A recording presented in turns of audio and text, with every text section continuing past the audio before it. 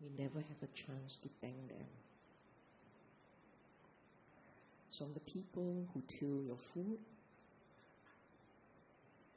to the ones who drive, run the transport system, everyone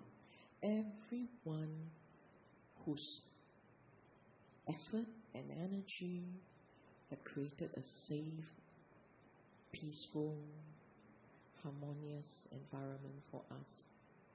We say thank you.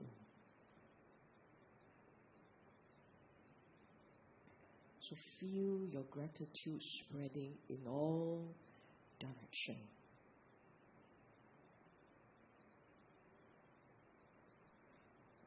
And finally, we say thank you to the Buddha.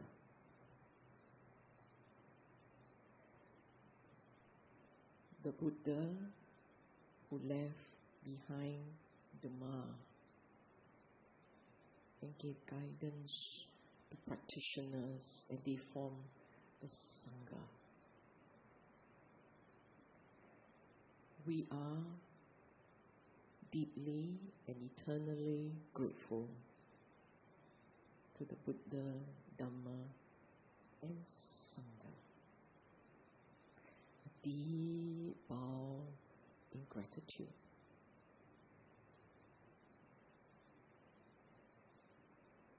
Feel the joy, for the joy steals the mind. As you breathe in, feel the joy. As you breathe out, spread the joy to others. We will collectively flood this room and space with your joy.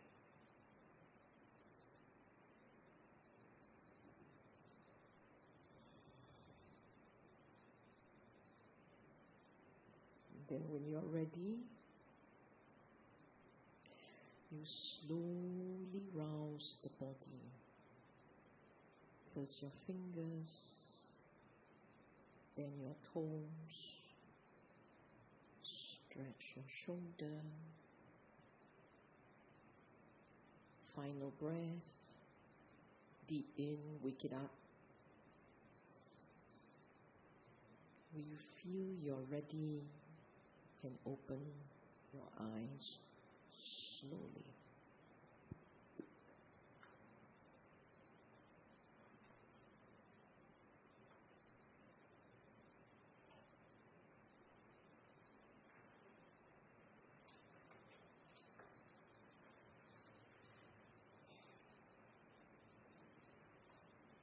Okay, shall we turn on the lights?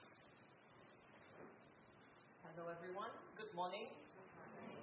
Since they are not recording, I'm not using the mic. Are you recording still? Okay. It's working again? It's working. Look at what your maker can do. But the slides are off.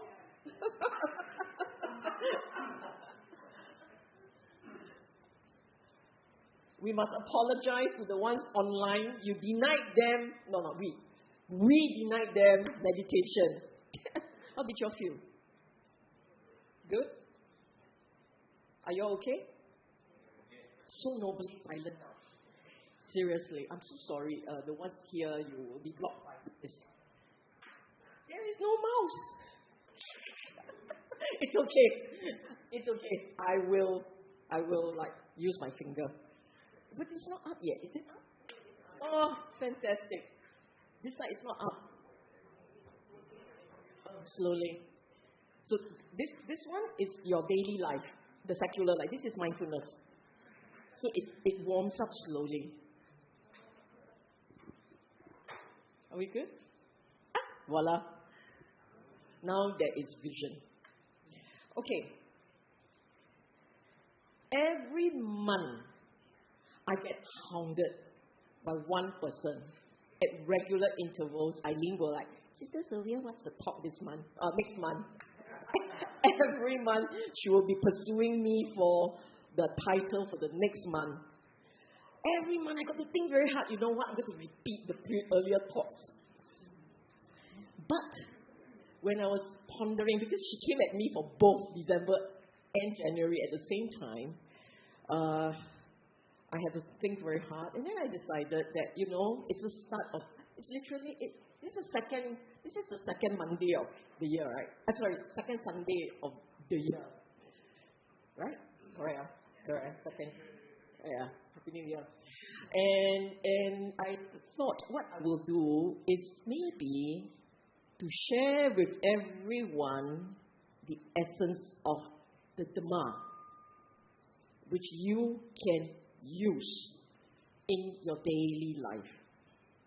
What I want today is to share knowledge that you can use. That's why I got to stress here, daily life, awakening in daily life. Okay? So we shall start this talk with a quiz.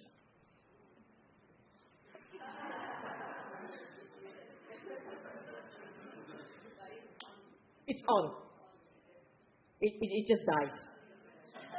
I see. So this is the system teaching us you can die any moment. Okay?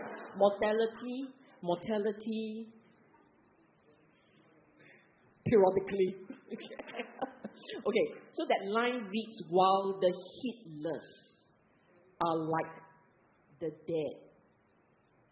While the heedless are like the dead. What does it mean? Anybody want to guess?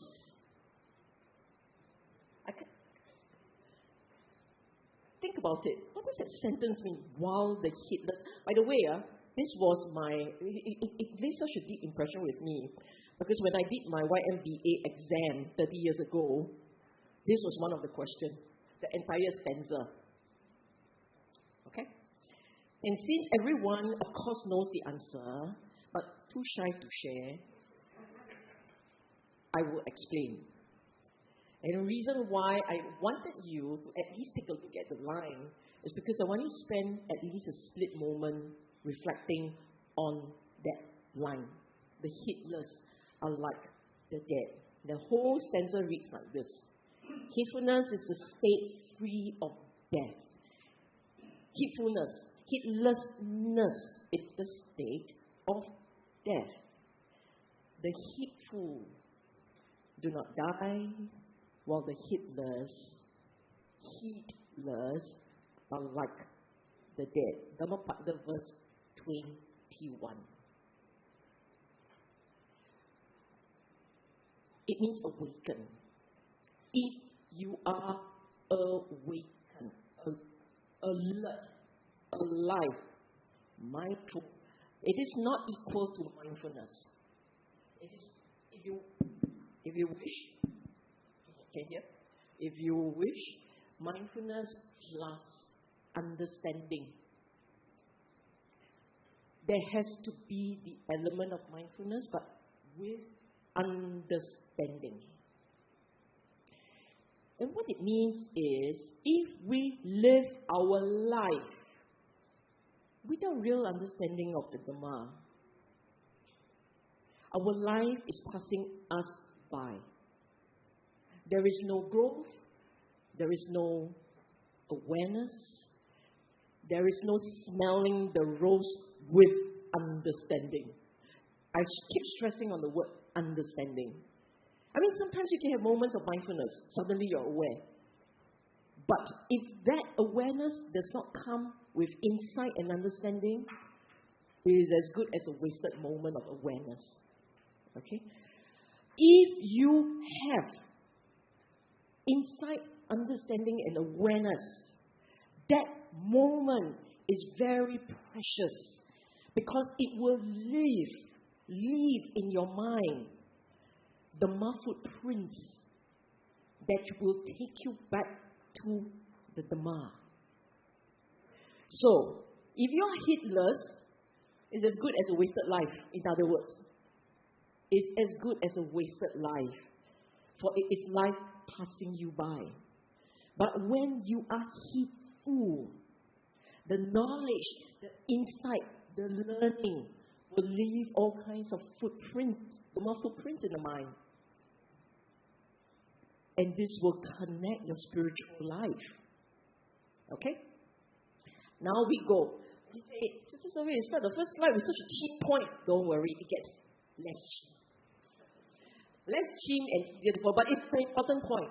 That's the reason why I wanted to do this talk. How do you come alive? How do you become heedful? Okay? So now, can you see the slides next? I was so proud of myself when I found the slides. You know why? If you look and you squint your eyes, right here, see it? There's two human there. Right there. Oh. Where? I've got to write one all over the place. Here, right here. See it? Two human there. Okay? Yes, it is so small. Because this is how we feel about Nibbana, right? That we are so insignificant. We are such, Nibbana is like that wall there. Such a big thing. Oh, sorry. Awaken to what? So typically when you say awaken, they will say Nibbana. This is what we are supposed to be awakened to, right? But where we are, when we start off, Nibbana is like just a magic term. It's what others can achieve, but not me, because I don't have what it takes. And here I want you to realize that it is not like that. It is not a case where, now I can walk on water. It's not like that. Okay? Awakening in small steps. Awakening can be a daily affair. Let me explain. And this thing does not come from me. It came from the Buddha. I will read to you. The ocean gradually slants, slopes, and inclines. This is the seabed that the Buddha talks about. Gradually slants, slopes, and inclines with no abrupt precipice. In the same way, in this teaching and training, the penetration to enlightenment comes from gradual training, progress, and practice, not abruptly. In other words, your awakening will come in stages. Your understanding of the practice. Now, this Dhamma requires two parts. I've been telling the class that I conduct, there are two pillars. One, an understanding of the teaching, understanding it. But two is the transformation process. What you do to your mind is a deliberate, consistent way with understanding. It has to be deliberate, it has to be consistent, and it has to be done with understanding. You have to change. There's a transformation going on. So here it says, the penetration to enlightenment, so that's point one, comes from gradual practice. That's point two. Okay? Enlightenment is knowledge, insight, understanding. Gradual training, you will transform. You will change yourself deliberately, but slowly. How fast do you transform? How fast do you change? You tell me. How fast do you change? Then all this left-hand column going, what does it mean? What does that mean? How far? How I know? You must know. You must be awakened to your change.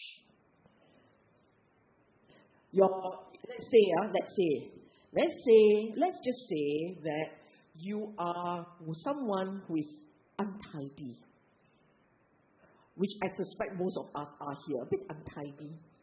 In our own little space, never mind, I'll just put it here. One of those kind. I ask you to go and make sure that you become tidy.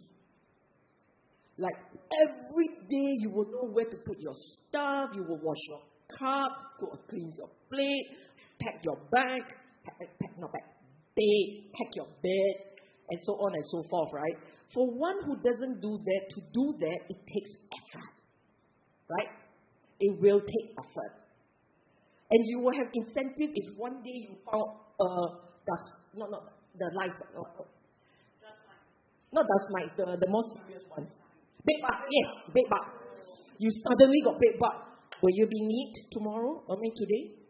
You find one bed bug, suddenly you are a neat. So it does take something to get you to change your habit. The whole system here is a bit wonky today, right? Yes. I get a better one. Thank you so much. Maybe it's me. Better? Yes, of course. Sometimes it takes something significant to change you. Suddenly, you have strong incentive to go and be neat. Dhamma is the same. You see no reason why you should sacrifice your joy and pleasure and delight. You see no reason why. To have to sacrifice the way you live your life, you lead your life for something that you don't really understand, like the Dhamma. Don't really understand. Why do I do it? Why should I do it? Until one day, something like the big bed bugs hit you between the eyes. Like an illness.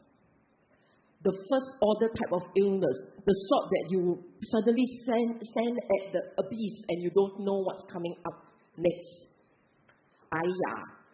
Don't like this. You know what I'm saying? Something must hit you, whether it's health of yourself or your loved ones, or suddenly you're incapacitated, suddenly you lost your job, suddenly you're confronted by an issue that makes you doubt yourself, your ability, your strengths, and then one possible outcome, not necessarily that everyone will go this way, but one possible outcome is you say, maybe I can find the answer in the Dhamma. Others may say that I find my answer in Johnny Walker, as opposed to Gautama Buddha. See what I'm saying? They are all possible, but it will be a sudden change, a shift. So let's hope that for you, the awakening to I want to practice, I want to understand, does not come in that way. Let's hope for you, for your sake.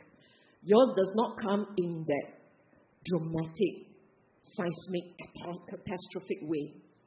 That it will be by choice that you want to do it. Okay? Now let's start with the awakening.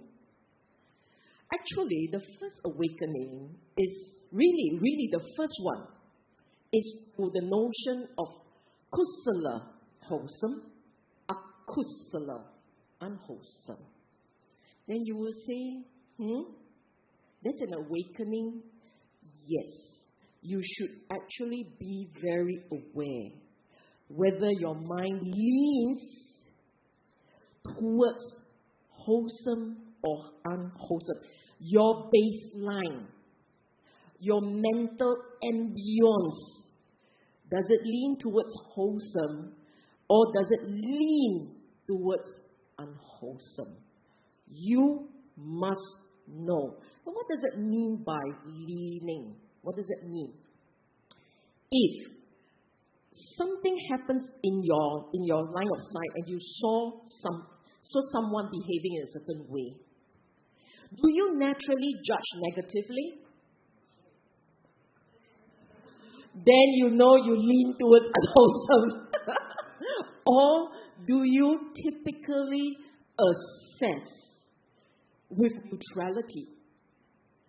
I didn't say wholesome because it's either neutral or negative. it's very rarely that you will instinctively lean towards charity and understanding. You typically will lean with some degree of equanimity. Equanimity, not my problem, equanimity. That one is not the 𝐸𝐵𝐾𝐻 of the Buddha, okay? This kind of, not my problem, is indifference. But there is some neutrality there, there is. But if you have understanding of the Dhamma, and you can maintain a certain neutrality, that may well be 𝐸𝐵𝐾𝐻.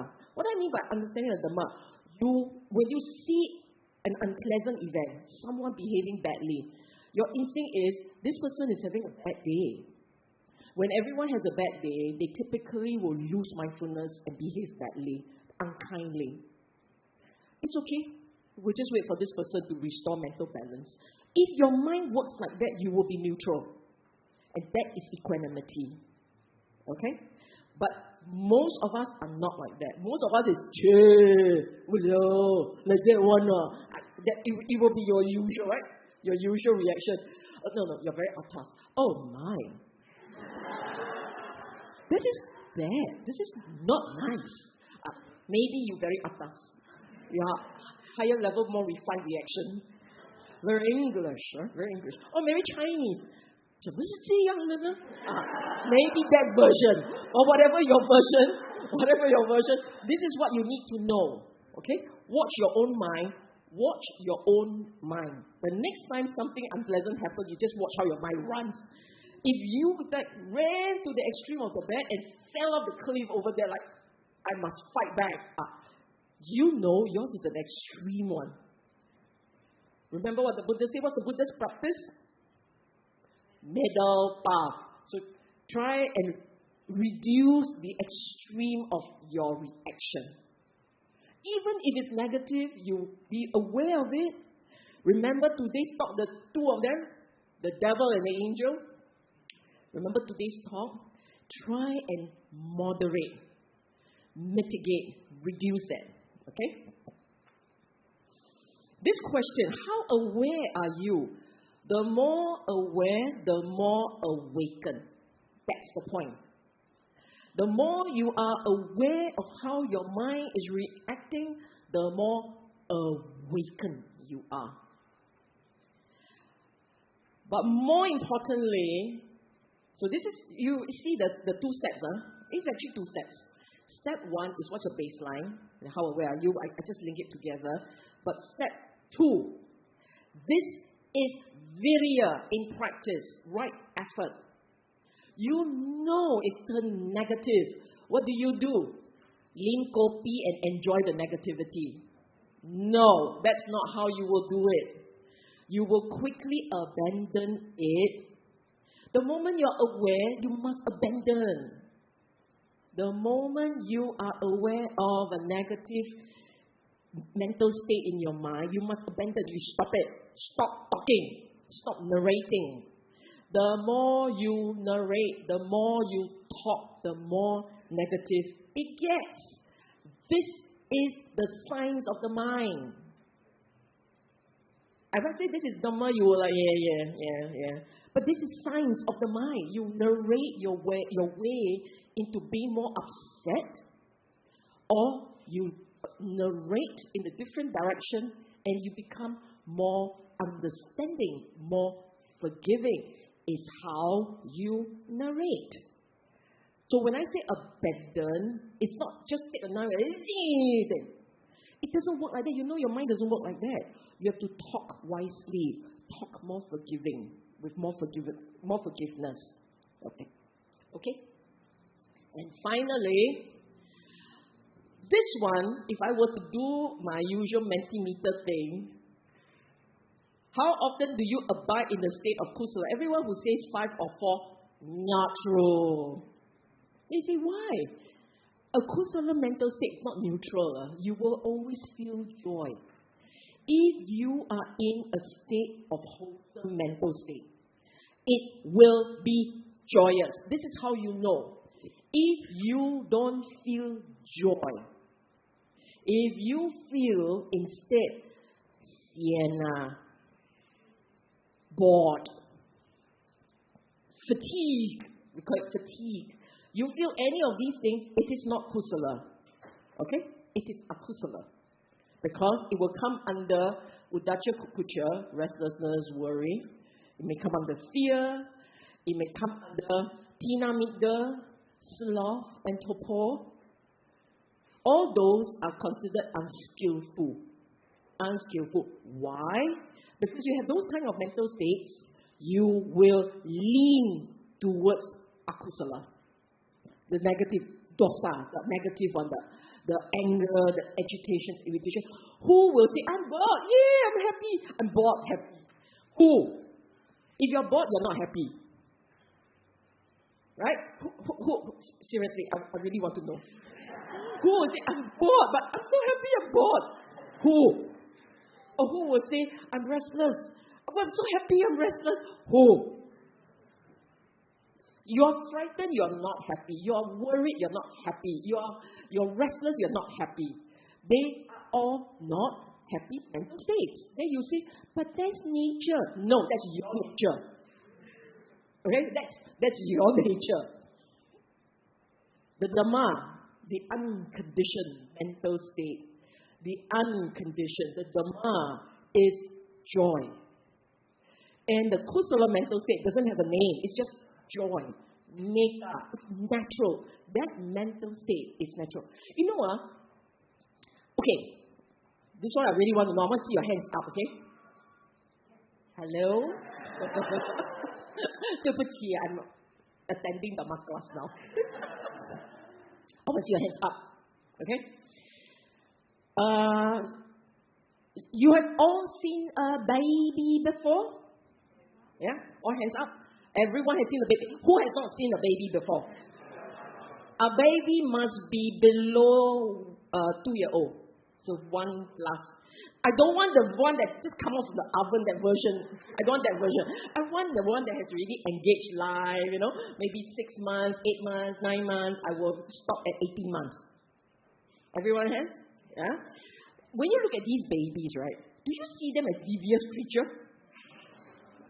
No, right? They have a certain innocence. Why do we say that they have innocence? Why? I'm asking you a question. Why do we say baby is innocent? Why? No judgment, no knowledge. Like they are just reacting, right? They are basically a receptacle of reacting. Something happened, they ha ha ha ha, and then after that they are hungry, they are tired, grouchy. They are all very surface. There's no depth to them. How many of you have seen baby who can quote like verses? The heedlessness, the dead, that kind. Don't have, right? They're very innocent. There's just something very innocent, very superficial. Superficial is just such a bad word, but you know what I mean. It's just what you see is what you get. Do they usually look angry, upset, or do they actually usually look happy and light? Babies are generally quite okay, unless you keep beating it up lah. They have to be happy, It's wired into anger. But generally, the baby, as I said, below 18 months type, okay? Okay, never mind. Some very unusual one gets to 19, 20, still like that. But they are actually quite light. They will chuckle. At the drop of a hat, they will giggle and laugh. That's your best time. That's the Dhamma. Without the insight and the knowledge and the understanding. But that is a baby has no narrative. The baby hasn't have narrative yet. So it's very reacting. You understand? It doesn't have narrative. So it gets angry, it's angry now. You don't feed me, I'm angry now. But it doesn't like, will you stop doing that? Yes. It doesn't get into the, I will remember, okay? I remember you. You who took away my bottle, I remember you. Next time you come along, I will remember you took away my bottle. Baby doesn't do that. Okay, back to this Dhamma. You stop your narrative with understanding, your mind stops running all over the place in a negative way. You will revert to the innocence of the child, the joy of the child. You will revert to the joy of the child, but this time with understanding. And so your joy, is sustained. It's not conditional on things that are happening around you. It's a joy that comes from within. Because you know now to stop your narratives, to stop talking. Angry, don't keep talking. You want to talk in the opposite direction. It's okay, it's okay, it's okay. Let be, let go. That's why we learn to let go. Okay? So you must be awakened to the basic natural leaning of your mind. I need to walk faster because I've got 4 of this. You understand, huh? Remember that. If you don't remember anything else from the rest of the class, it's okay. This one you must remember. Because this is your first start point in the practice. This is your first start point. That's why you hear that phrase, Buddhists, like all Buddhists will teach this. Avoid evil, do good, purify mind. That's the teaching of all Buddhists. It's because of this. This is your start point. Is this the end point? No. Yes and no. It is an end point because this is what you will become. You will become one whose mind has been purified. But it is also a process. You have to keep purifying it until it becomes a natural purified state. Every day you polish. Don't like no. Put nice little lotus oil. Lotus or oil not? Got okay. Put a little nice lotus oil and polish. Okay. Okay. Next one. It's actually an extension of the first point. First point I say wholesome, unwholesome, right? We want to know what are the wholesome mental states above all you want to cultivate. There are many mental states, but there are certain select ones that will enablers. These mental states are enablers. So, okay, I repeat, patience is great, gratitude is great, metta is great, they are all important. But the ones that will change you in a way that guide you towards the Dhamma, these are the ones. There are a few of them. Okay? The first one is Saddha. I put the Pali word there nicely, Saddha. And then you will say, some rather critical thinking ones will say, why don't you just use the word faith? Because it's more than that. So I introduced Pali words not because I so enjoy showing off. It's not because of that. It's because the Pali word has certain meaning, has certain essence that the English word does not. And so you will lose it. You will lose the substance. You lose everything else if you just use the word faith. Because it's a lot more than faith. Saddha means I have confidence in Buddha, Dhamma, Sangha.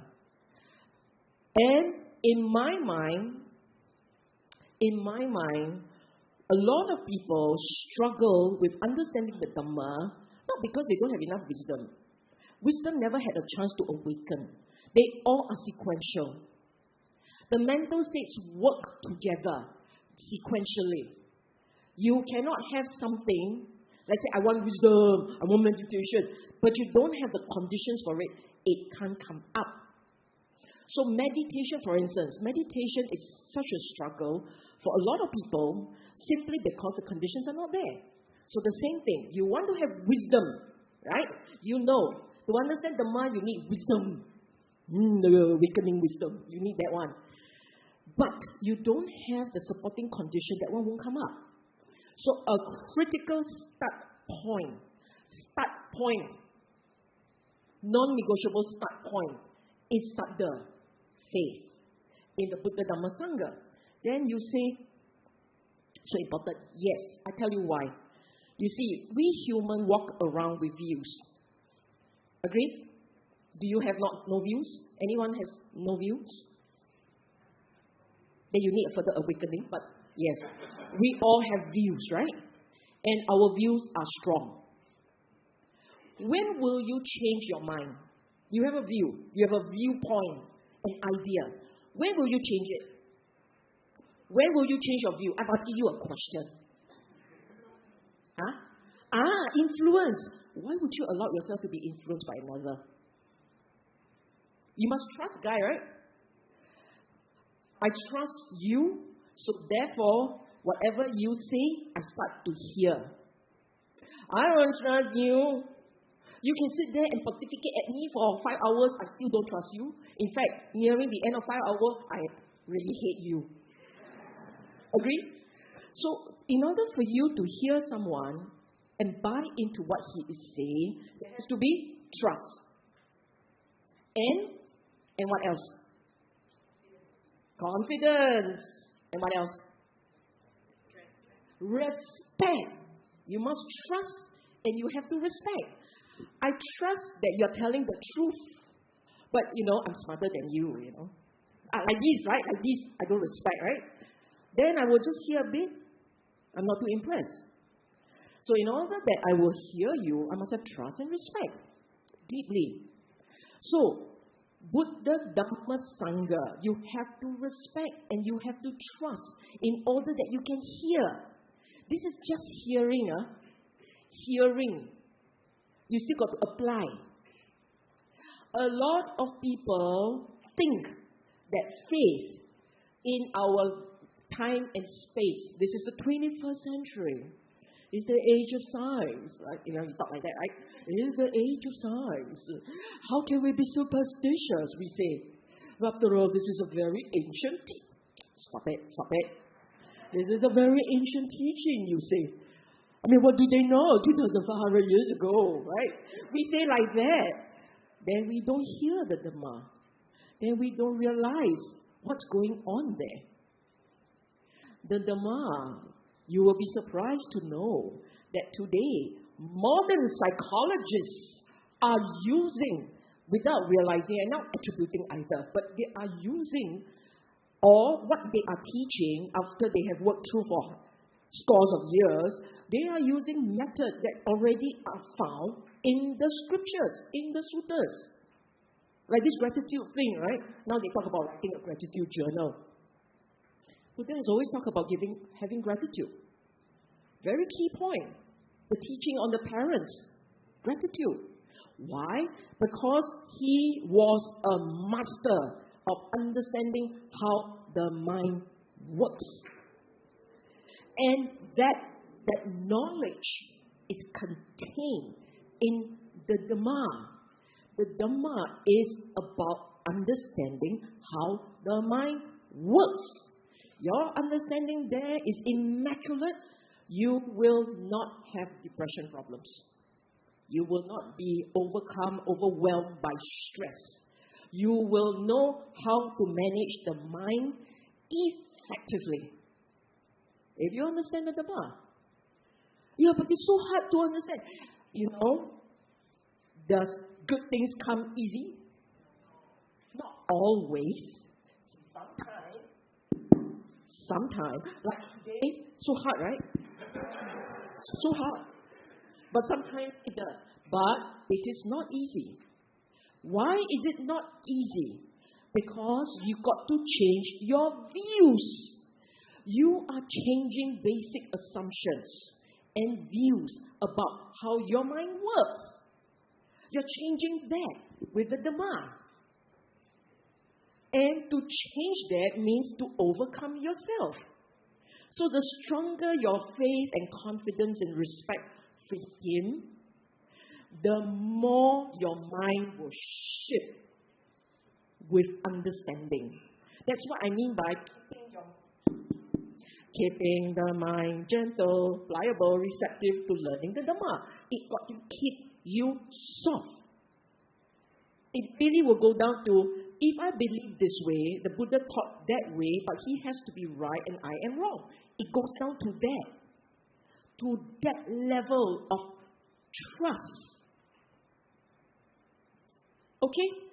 And this faith is never let go. There are two things for the layperson fulfilling lay life that we will be teaching in the Dhamma Foundation course, right? There are two things, the two mental states that are constant for both the layperson and his happiness and for the practitioner, for the end game. There are two mental states which are constant. One is wisdom, naturally. But the second one is sadda, faith. Okay? And you may not realize it, but faith and wisdom are together. In the Dhamma, in the Buddhist teaching, these two mental states, which in our very scientific mind, they should not be together. Faith is just believing. And wisdom requires understanding and insight. And yet here I am sitting down here telling you the two of them are intertwined. They are together. You have faith as your understanding deepens. The faith will build, the understanding deepens. They are together. They spin together. Don't have faith without understanding. Your faith must be taken under advisement. Maybe like that when you start off, but must be enough for you to hear the Dhamma. I spent a lot of time talking about this just to show you and emphasize to you that importance. And there's so much more, okay? But we must move on. Awaken to the presence of the mental state of faith, sadda. Awaken to the mental states of chaga, generosity. You see, the human, us, naturally very protective of our interests. And our interests are as follows. Our pleasure and delight, our resources, our sense of priorities. We're very protective of that. I know, to say that we are protective of our pleasure and delight, you say, oh, well, we're not so superficial. Yes, we are. Who you want to sit next to? That person better not give you grief. And that person better not be like chirping to you when you want to listen to Dhamma and the fellow want to chirp. You'll be quite annoyed. But why like that? Because interest, self-interest. Is that right or wrong? No right or wrong. It's just the way we are. It's basically a battery driving us. It's our battery of life. The battery of life is self-interest, self-protection. We protect this. And if you protect only for yourself, not so nice lah. But if you protect for yourself and others, so this is a two-way protection. It's okay. For instance, if someone else in this room is disruptive, offensive, you want this guy not to be here, right? But in a way, you're also protecting yourself, right? But you're also protecting others. You will tell this guy very gently, please move away, because you're causing problem. And then they're not so happy. You know what you do? You then you say, oh, would be touchy. Yes, because that was what happened. If you look at Mahaparinibbana Sutta, there was actually such an, maybe it's another sutta, sorry. But there was this sutta where the Buddha refused to recite to observe Upasata with them and to recite the Patimokkha with his monks. They have rules and they recite the rules together. On that occasion, he sat there, he won't budge. Then they said, like, Buddha, like this one, everybody waiting, why? When the Buddha says, someone in this room is not pure. And then he says, I cannot recite Patimokkha with someone who is not pure. Must be quite bad, the guy. And then everybody's silent. Like, nobody, like, hello, sorry. Sorry, it's me, sorry. Nobody's going to do that, right? So, silence. And then, I think it was Moggallana, who scanned the room, noted the dark one, he who should not be named, that dark one. And he went up to the guy and said, please be on your way. The guy refused to budge. He he moved the guy out physically. So, of course it can be done, but do not do with a stick lah. The one not so nice, right? Like, out, Stick. Must be firmly, and calmly move the guy out. So, chaga, generosity. Again, there's a whole lecture on this. I won't go into details. But here you see the word chaga. Generosity, it equals letting go. You see, when you can put aside your own pleasure, your own desire, your own preferences, when you can do that, you can serve another. I would like to read a book, but for years, my brother here, for years, he would not read his book, he would go and chant for people at their wakes. For years, the whole bunch of BF friends here have been serving for years, asking for nothing back. That's chaga. They gave up their time, they gave up their effort to serve, to help, to make Dhamma propagation possible. How much does that take? So that's letting go of your own time and space and desire and preferences and doing it for another because they need it. Because it's needed. Okay? And I'm going to end with this stanza. It's a beautiful stanza. Please go and look up for it. 𝐸𝐈𝐓𝐇 75. Thus that. The Buddha said, okay, so you see, Mendicant, it means Acharya Sujato's translation. These three people are found in the world. One who is like a rainless cloud, one who reigns locally, and one who reigns all over. Generosity is reigning all over. You reign, rainless cloud means you give nothing to anyone. Reigning locally means you're very selective in who you help. And most of us belong to category 2. Right? We are looking after the ones we care about, we love, we have respect for, we are associated with. Then everyone else may say they got see. Alright? It's so sad, right? But it's like sometimes we are like that. Okay, by the way, translated into English, you die your business. Okay? That was Cantonese. So for this is enjoy Cantonese also. Yeah? We want to be the raining cloud that rains all over. We hope that our generosity will get there. We hope. So we train ourselves. Okay? Next, awaken to life experiences. This one is DSC 2. Earlier on is DSC 1, Dhamma Foundation Course 1. So we'll go deep into the details that's coming up. But awaken to life experiences is actually 1.52. What do we mean? Tell me, you all, everyone, you're all alive, right? You better be. Otherwise, it will be a whole class of people going, I've seen a ghost. Or, not ghost. Sitting down here, that time, no ghost. I've seen a Buddha, a divine being. Yeah, all here, all alive. Huh? How do you experience life? How do you experience life? Wow.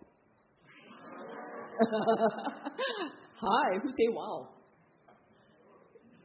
How do we experience life? 6 sense bases. 6 sense bases and?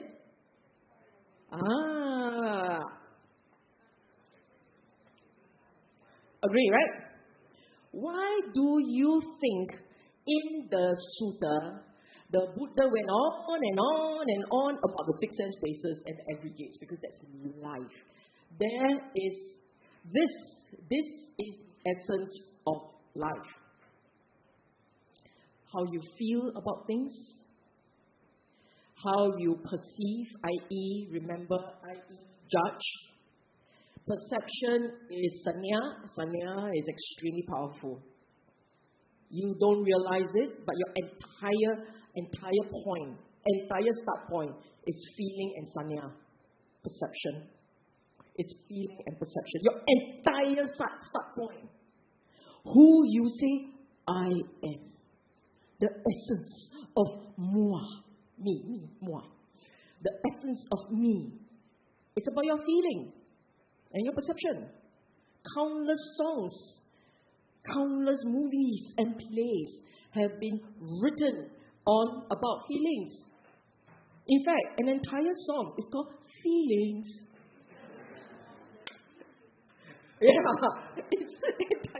We are all obsessed with feelings and perception. Obsessed. But in our so-called very atas mind, we don't even realize it. We don't realize it. This is the essence of you. You want to fix bridges. You want to mend fences. You want to reconcile with people. You've got to understand how he feels and how he perceives about the issues. Agree? You take a stand and fight with someone. It's also about your feelings and your perception about the issue. That's you. And we throw in one more. Narratives. I change it. Typically, Bhikkhu Bodhi will say volitional thought formation. I call it volitional narratives. That's how your mind talks. Okay? And your mind, the way it talks, is driven by how you feel and how you perceive something. Then, after you narrate happily, it's going to affect the feeling and it's going to affect how you see something. So guess what? That's your samsara. I feel, I thought, I feel. Samsara. This life samsaras. Okay? Then six sense bases, the entire external world and your internal world sits on this six sense bases. The world out there, does not exist until you can see and hear and whatever it is, you can relate to it. But then there is the world in there. Whatever you see out there, you will have to make sense of, conclude, file away, which then goes back to your perception, feeling, and narratives. Then consciousness there, the whole thing is consciousness. And what about the body, your brain now? Your brain and your body. Now, why is this important? You mean the Dhamma is about this? Yes, but more. The Dhamma is about awakening to the impermanence. I use the word anicca simply because I wanted it to fit into that line, not drop into the next line. Such superficial meaning, yes. I can be superficial sometimes, but anicca, dukkha, anatta, very nice, right? I repeat, is about the impermanence of your feelings, your body, your perception, the way you narrate, and therefore your experience of life. It's about the impermanence of that. Impermanence is not the impermanence of the Buddha Rupa and the flower, everything out there. It's about your relationship with that external world. But it's your internal world. The impermanence of that leading, because it is impermanent, it is not satisfactory. Because it is impermanent, it is not satisfactory. If it is impermanent and not satisfactory, is it within your control? No, it is not within. Can you tell your body, stop fidgeting? Oh, the best one. You're trying to meditate, it's trying to sleep. You're trying to meditate, your mind's trying to sleep. Who wins? Often not you. I mean, not your will. Often it's not your will. Will is not self. Will is desire. Will is craving. What is will? Is a form of craving. Okay? There's so much to say here, but I have no time. So I will say this. You want to understand the Dhamma. You want to understand the Dhamma, the concepts that was taught by the Buddha. All these are the concepts. It describes the mind, how it works. It describes why you crave, why you chase. It describes how to. This is a mental state of wisdom. It is a mental state for you to understand that the aggregates, to see and to understand that the aggregates are fleeting. And because they are fleeting, they are not satisfactory.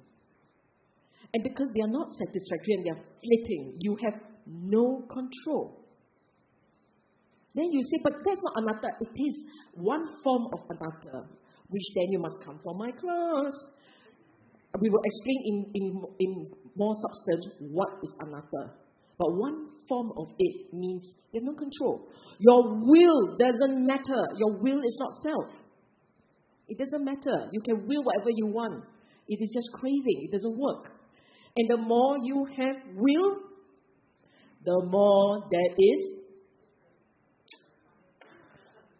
BFC fellas, where are you? The more there is will and desire, the more there is dukkha. The jalak moment.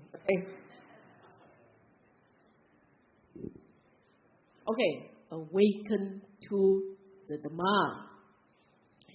The reason why I wanted you to connect that dot there is because fundamentally the Dhamma is about the cessation of dukkha.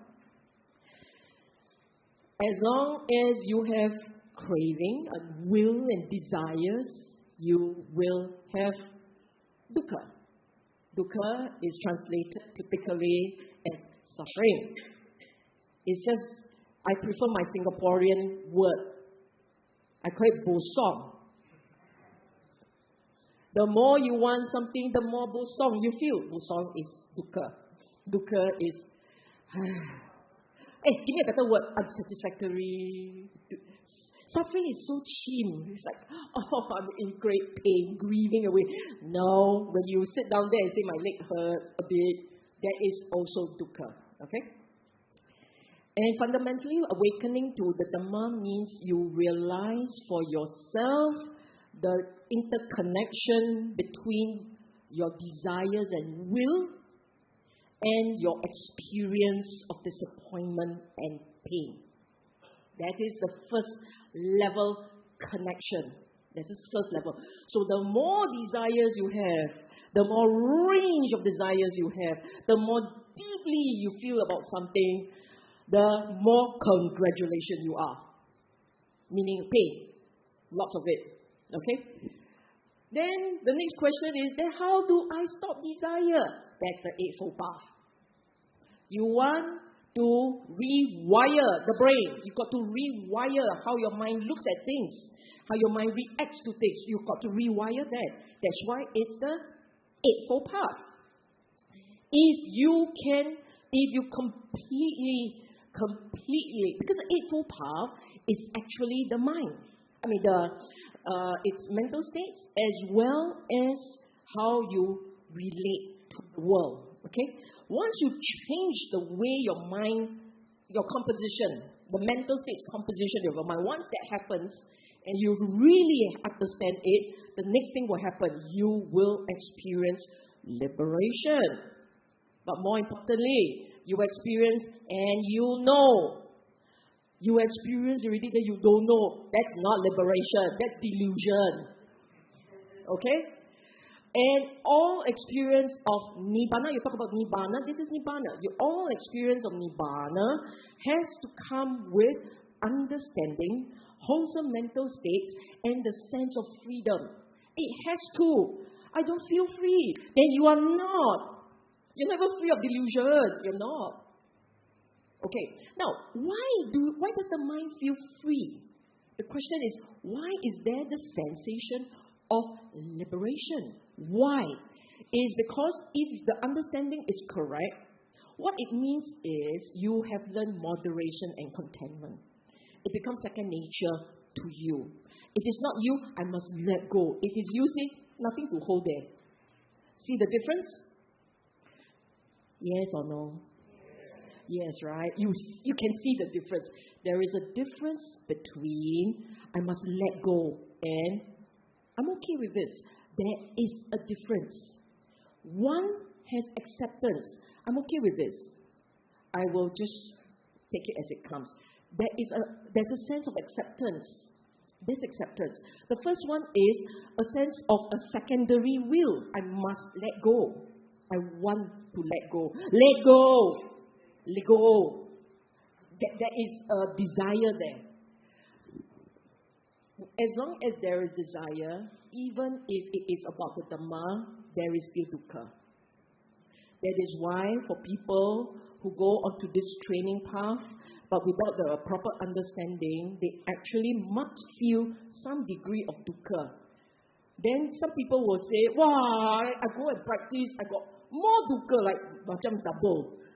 I got the daily dukkha, then I got the Dhamma dukkha." Yes. Because now you just put into your plastic bag more things. Okay, you just put more things. Then you say, "Then how?" Like that, you must understand first. Get the correct understanding. You get the understanding right, the mind will settle. Once the mind settles, you go from there.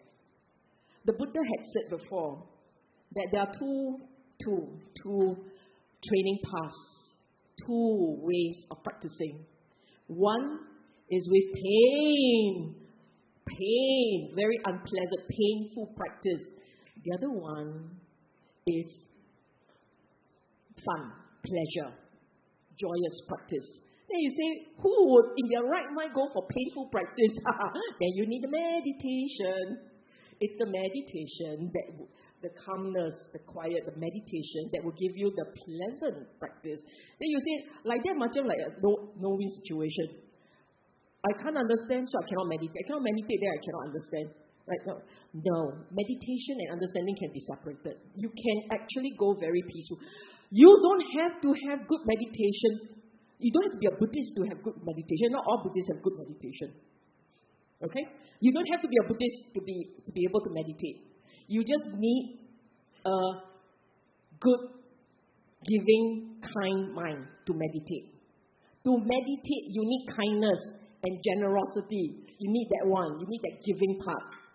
The part that serves with joy. That part, you can meditate. You got that? You can meditate.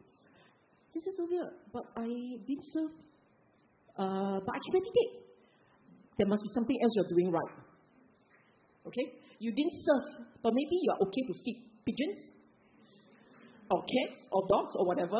Maybe you have joy, but you're not selfish. And that it will help. Okay? Awaken. Oh, sorry. So, the liberation mind, I need to explain this one carefully. Our mind is shackled by, you tell me, our mind is shackled by attachment. Very good, Ista. Attachment and desires. You sit down there and you go, I wish this thing will end quickly. There's attachment there. No, it's not ending yet. Or you sit down there and say, I wish this thing is not going to end soon. Don't worry, it doesn't, and then you're happy. So your mind is trapped by your feelings and your perception. What you want, what you desire, what you feel is trapped by that. So the point when you are okay with feelings and you're okay, your thoughts don't yap a lot, and you are actually quite happy wherever you are, whatever it is, you accept, you're content, you're okay with anything. That's the point where you feel you're not shackled by desires. You're not shackled by your mind. You feel okay everywhere. Get it? So the liberation, the taste of liberation comes from your ability to be content, to accept, to let be. Okay? And there will be an impact on your mind. You will be more accepting. You'll be more positive. You'll be more easily content. And if you have 1, 2, 3, the way you behave yourself and the way you relate to the world will be positive. Cannot be negative. You don't ask me, I don't want this question that comes up. Hey, if I have 1, 2, 3, then the fourth one doesn't work. Don't have. You don't have 1, 2, 3. In other words, if you don't speak kindly, you don't speak nicely, you are not soft and gentle, then then you don't have proper understanding of the Dhamma. Yeah, but I got PhD. Okay, I accept. I'm happy for you, but it is not. By the way, Buddha didn't have PhD. Agree? Right? For people who says, oh, I've got all the masters and all, Buddha didn't have. None of his arahants had. Okay, there I end my talk. Any question? Any question? Don't have? Please.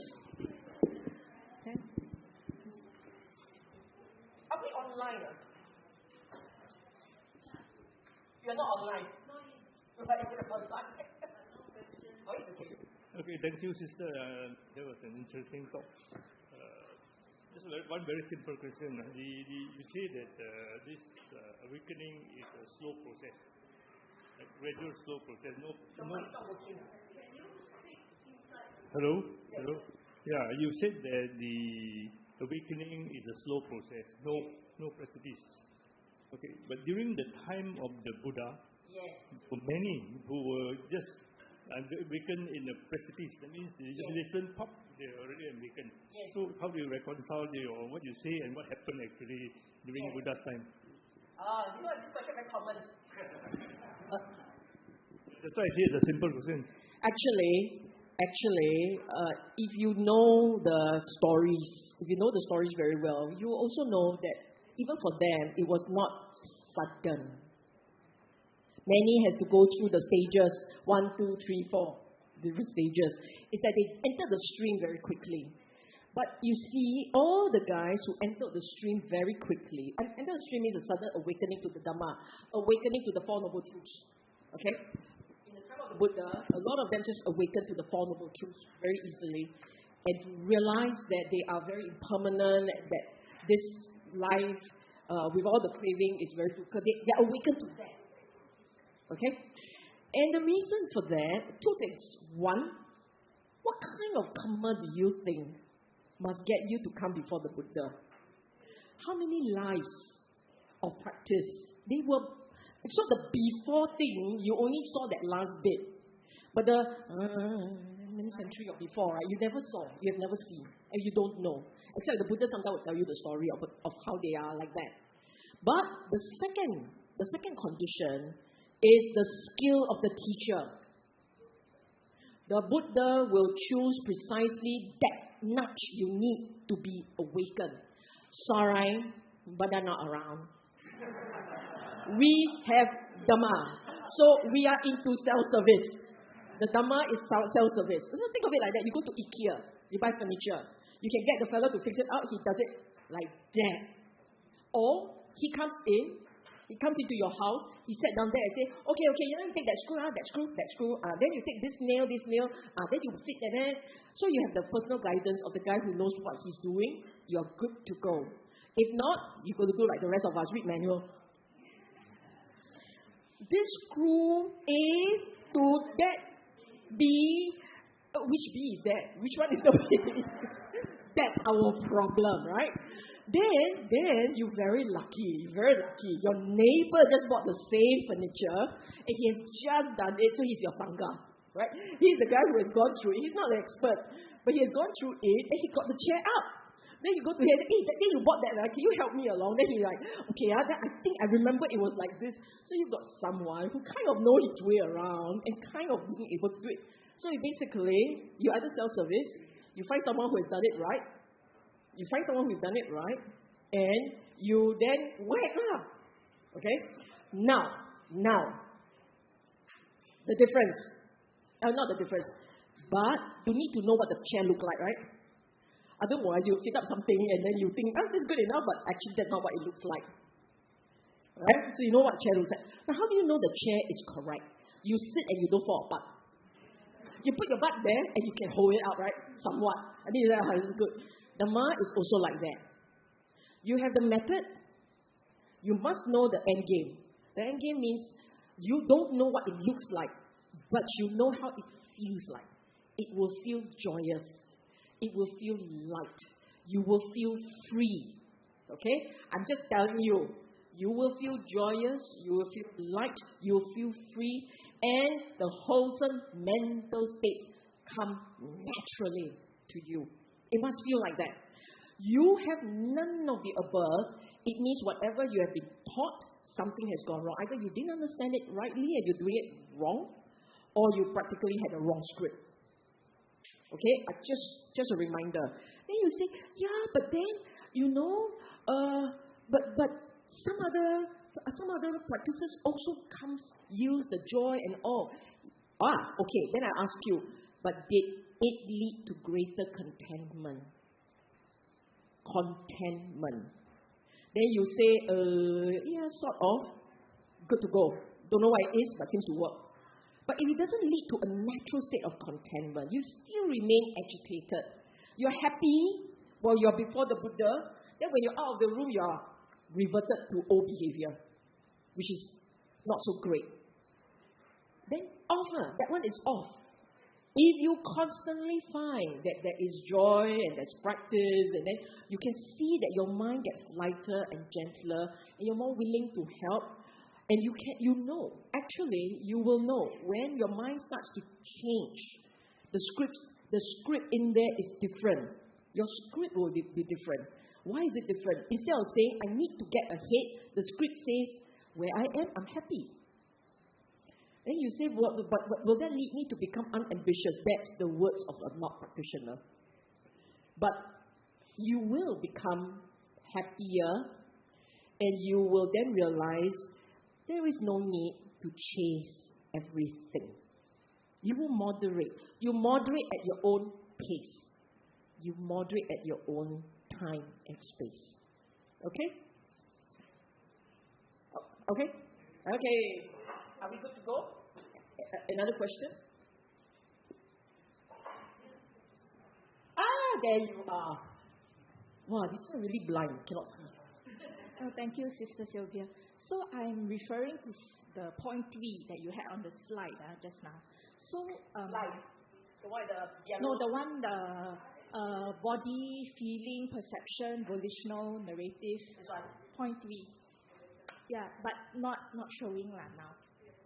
No. Oh, sorry. Yes, correct. So one lesson to try to prevent the volitional narrative. I mean, for a layperson now. And then, are there things that we can remind ourselves, or we should remind ourselves to avoid the mental narrative, or to mitigate the dukkha that follows? How do you change the narrative? So one is to cut it. One is to speak properly, speak kindly. Your narrative, instead of saying that, oh wow, you see this person so badly behaved, your narrative will go, it's a bad day. When a person has a bad day, they will experience all this agitation, and because of that, they are not nice. So you're changing the narrative, changing the way you talk about things. And now this is in the Buddha's teaching, or you will say things like, I don't want to go to hell. I must prevent my mind from getting into the negative state. It works, I know, because I know someone whose way of tackling her mind is to say, I don't want to go to hell. I want to be reborn in a good state again. I shall be kind. And then I will learn not to talk back. Talk back and talk back. So it works for this person. And the Buddha calls it hanging the dead carcass around your neck and says, I must shy away from the bad smell of poor speech, bad speech and all, or that I could end up in hell. I shall not engage in this debate, deliberation, and so on and so forth. So these are called changing narratives. Okay? Anything else? No more.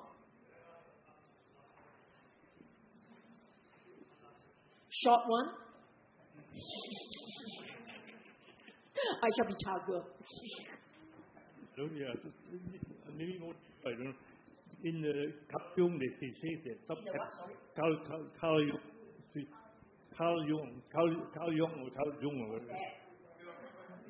Sorry. Like he cannot. I cannot talk about 𝐿𝐼 today. No, I know, but he says that events can happen without condition. Yes. So how does that fit into what you have said here, where there's always cause and condition in your 6 set days and all that? He says things just happen, there's no cause. The things are happening out there. The 6 set bases are in here. I know, but there's no cause. Yes. There's no cause, it just happens. This is not inconsistent. Your point that you made was not covered today in this talk. In the sense that you say the universality of life. Wait. The characteristics are of your aggregates and six sense spaces. So one, you are suffering, and because of that, there's no struggle. So there's a cause conditioning, right? No. That's a talk for another day. Okay. His talk is about accidentalism or conditional arising. Okay, let me think about my mood, and maybe we'll do a talk on that. VSC, I don't talk about that here. Eileen is now dictating my classes. I'm very scared of her. She's my boss. I hear you. We can talk offline. Okay, now, everyone joyous? I decided you must see the picture properly before I bring out the slides. And it is just a reminder. This is a reminder to everyone about how fortunate we are to be born in this human life. That's why the second stanza says you must not take the blessings that you have in this life for granted. I want to repeat this point. You are experiencing a good life not for anything you have done. It's because the string of fellows before you had done it right. That's why we are in this very comfortable state of being able to appreciate the wealth that we have, the assets that we have, the companies that we have, the wisdom and mental states that we have. It is not you. It is your predecessors. You mess it up here, the next guy is going to I don't know what I've done in my previous life. It's going to be like that, okay? And one of the easiest things, and one of the first things that he taught was chaga. So that's why I remind everyone to serve, to give what you can, as a way of paying back the ones that come before you and looking after the ones who come after. And finally, it is an aspiration that we all make that we will come back to the Dhamma. Because in the doctrine, in the teaching, is the method of healing the mind without Prozac. Healing the mind, healing it well, giving us the opportunity to experience joy and awe. And finally, let's just hope this Dhamma will live long. Okay? Sadhu, sadhu, sadhu. Can I ask that all who are still here to please stay behind for just last 2 minutes, 2-3 minutes? Where is it? You should park it here. Okay, never mind. Let's do this one first. Lee.Lee's father. That's Lee there. It's her father. Lee is a secretary for BF. Has been serving this community tremendously with tremendous effort. Her dad is in hospital, and we seek your help, your love, and your support in sharing, dedicating merits with him. May Mr. 𝐿𝐵𝐷𝐾𝐈𝐑𝐈𝐑𝐈𝐍𝐿 experience successful treatment and speedy recovery. So 1 minute, close your eyes and wish Mr. 𝐿𝐵𝐷𝐾𝐈𝐑𝐈𝐍𝐿 well.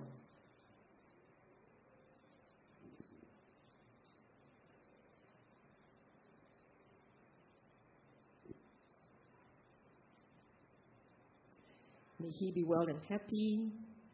May the treatment works. May he have a speedy recovery.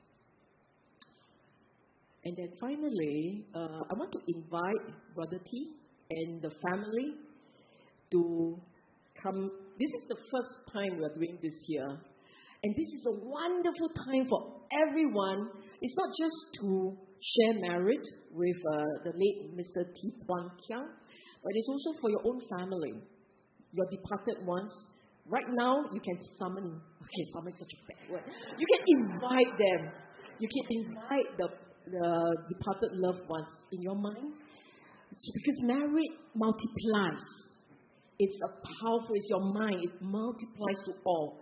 So when Brother T, when Brother T comes out, would you all like to join your father? Yeah. It's the T contingent today. Come before. So, yes, so the way you all do it is to put your hand in front of the next person. All the Buddhists, you all know how to do it, right? Okay. Okay, so let me say a few words before we start the shared marriage.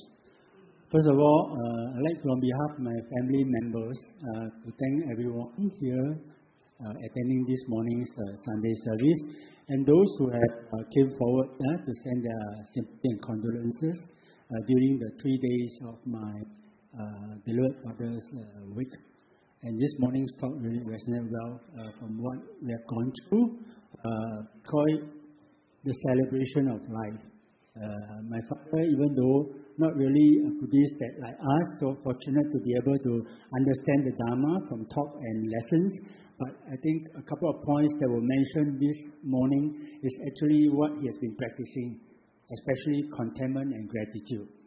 And for us, we are all going through the experience of life. That's what we learned this morning, experiencing the 5 aggregates. So for the 3 days during that period for my family, it's really a celebration of life. For me, it's experiencing life because I'm still around. So by the time that I have to go, there will be no more wait. So I was imagining that those people who attended actually came for my wake.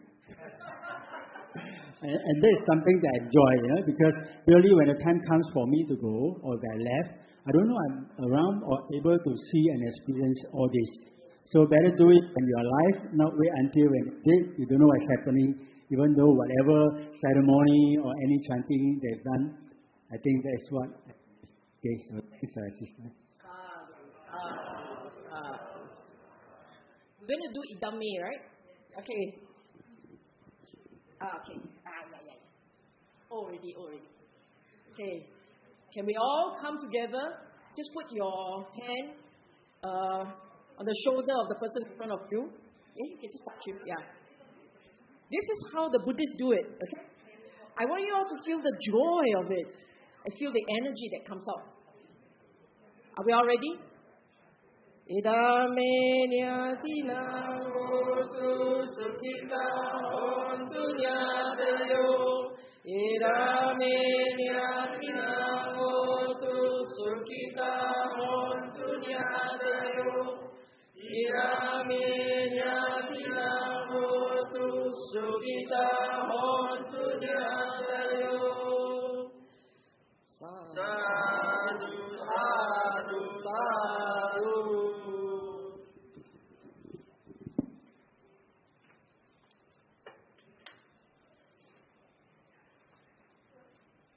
Let's bow in respect of the Buddha.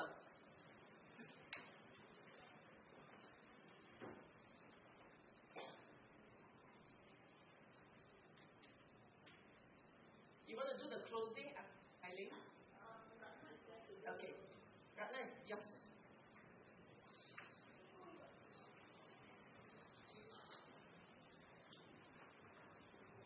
Now we're sharing merits with the 𝐷𝐸. Let us all dedicate all the merits that we have accumulated to all celestial beings. Akasata Chabumata Devanaga Mahidika Punyantang Anumoditwa Chirang Rakantu Lokasasanang Akasata Chabumata Devanaga Mahidika Punyantang anumoditwa Chirang Rakantu Dhamma Desanang Akasata Chabumata Devanaga Mahidika Punyantang anumoditwa Chirang Rakantu Mamparang. Let us invite all sentient beings to participate in our acquired merits. 𝐸𝐴𝑡𝑎𝑤𝑎𝑡𝑎 Sambhatam Punya Sampadam Sabbe Deva Anumodantu Sabba Sampati Siddhya 𝐸𝐴𝑡𝑎𝑤𝑎𝑡𝑎 Sambatam Punya Sampadam Sabbe Bhuta Anumodantu Sabba Sampati Siddhya 𝐸𝐴𝑡𝑎𝑤𝑎𝑡𝑎 Sambatam Punya Sampadam Sabbe Satta Anumodantu Sabba Sampati Siddhya. Let us dedicate end of service dedication. I dedicate a marriage which I've accumulated to the cultivation of my mind in order to bring happiness and benefits to all sentient beings.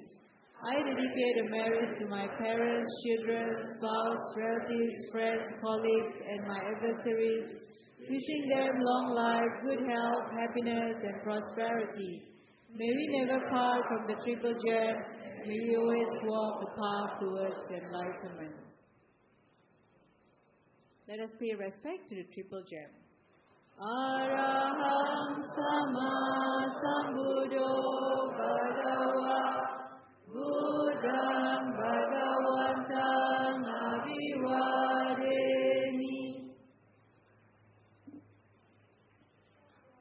Swakato Bhagavata Dhammo Dhammam Namasami